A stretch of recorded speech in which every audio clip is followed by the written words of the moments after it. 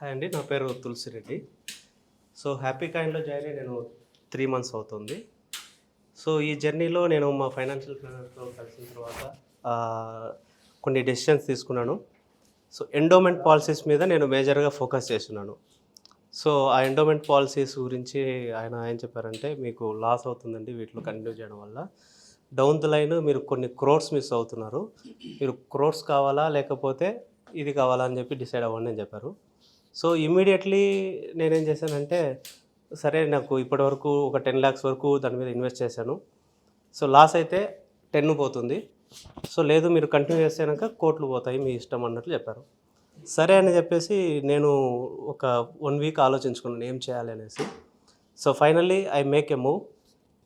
కాకపోతే ఏంటంటే కొన్ని రోజులు ఆగండి సార్, మీకు ఏంటంటే కొన్ని పాలసీస్ వచ్చేసి 2 years వరకు లాకిన్ ఉన్నాయి, కొన్ని వచ్చేసి 3 years లాకిన్ ఉన్నాయని చెప్పారు.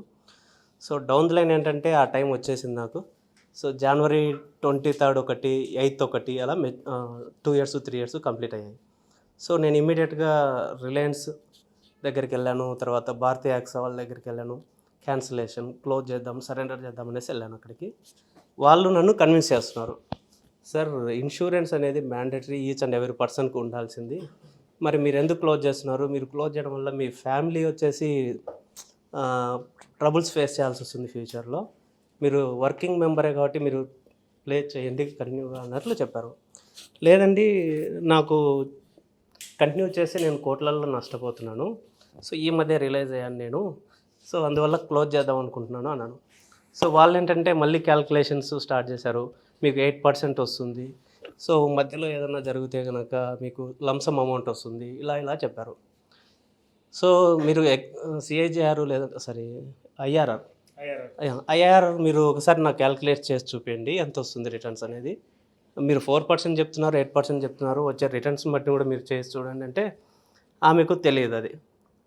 ఫైనల్లీ నేను చెప్పాను, మీకు తెలియకపోతే మీ సీనియర్ని ఎవరైనా కానీ పిలిచి చూపించండి నాకు, మీరు నాకు 8% వచ్చింది ఖచ్చితంగా, లేదంటే 8 to 6% వచ్చిందంటే నేను కంటిన్యూ చేస్తాను, లేదంటే I will make a move అని చెప్పాను.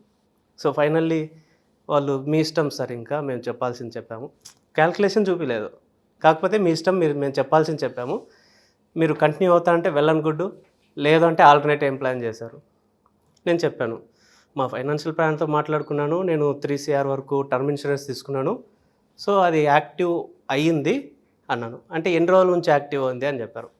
నేను అక్కడ ఒక చిన్న అబద్ధం చెప్పాను, నాది 6 months అయ్యిందండి యాక్టివ్ అయ్యింది చెప్పేసి, కానీ నేను క్లోజ్ చేయడానికి వెళ్ళినప్పుడు నాది ఇంకా యాక్టివ్ అవ్వలేదు.